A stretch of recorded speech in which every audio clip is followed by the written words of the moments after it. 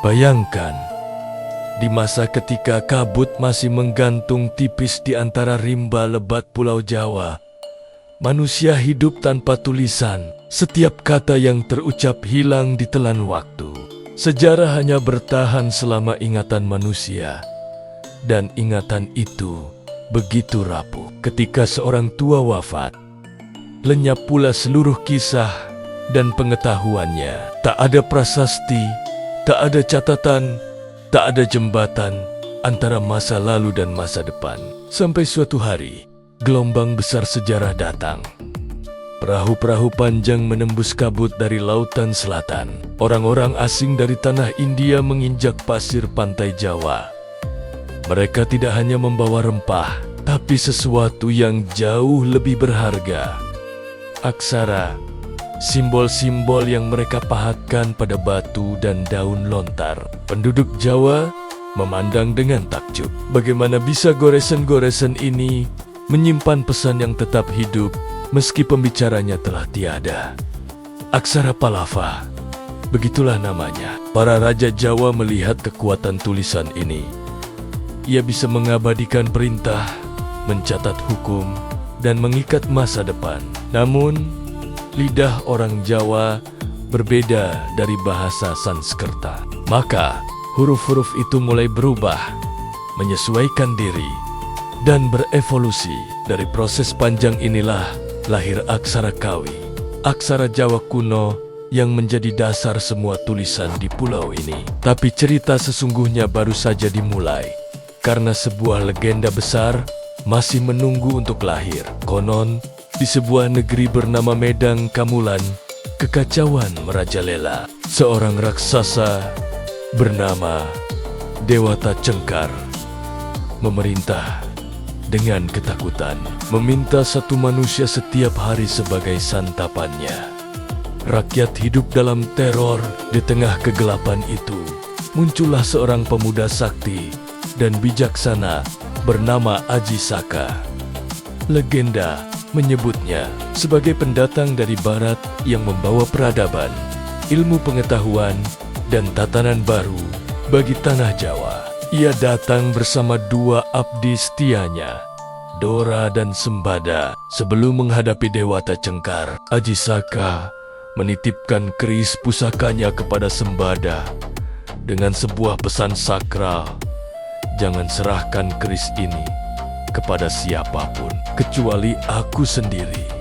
Setelah itu, Aji Saka berangkat, dan dengan kecerdikannya, ia berhasil mengalahkan sang raksasa. Rakyat pun bersorak. Aji Saka dinobatkan sebagai raja baru, sang pembawa peradaban. Ia lalu memerintahkan abdinya yang lain, Dora, untuk mengambil keris pusaka dari Sembada. Disinilah takdir tragis terjadi. Sembada memegang teguh amanah tuannya, menolak menyerahkan keris itu.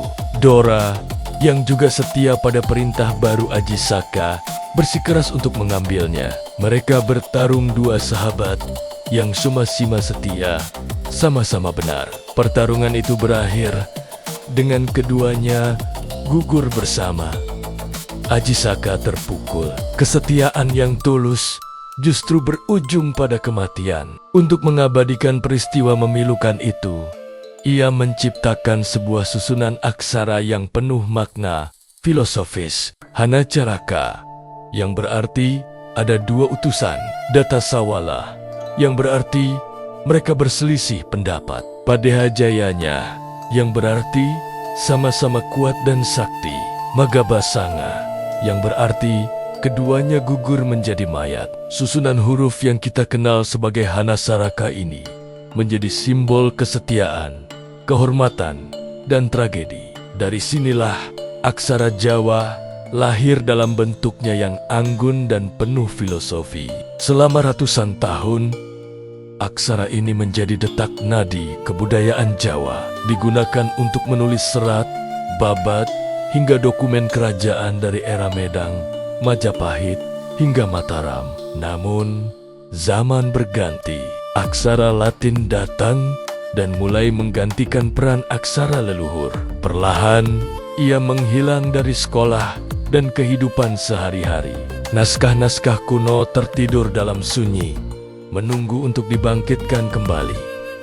Kini, angin zaman seolah berbalik. Semangat untuk melestarikan warisan ini bangkit kembali. Anak-anak muda mulai belajar hana caraka. Aksara Jawa kembali menghiasi gapura desa, pakaian adat, papan nama jalan, bahkan media sosial. Aksara itu kembali bernapas, kembali hidup. Karena aksara Jawa bukan sekadar huruf, ia adalah jiwa. Ia adalah bukti bahwa bangsa yang menulis sejarahnya sendiri tidak akan pernah hilang ditelan waktu.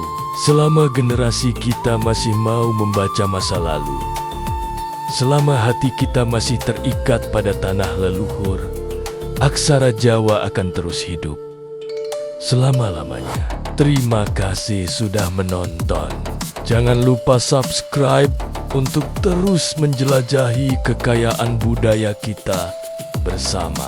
Sampai jumpa.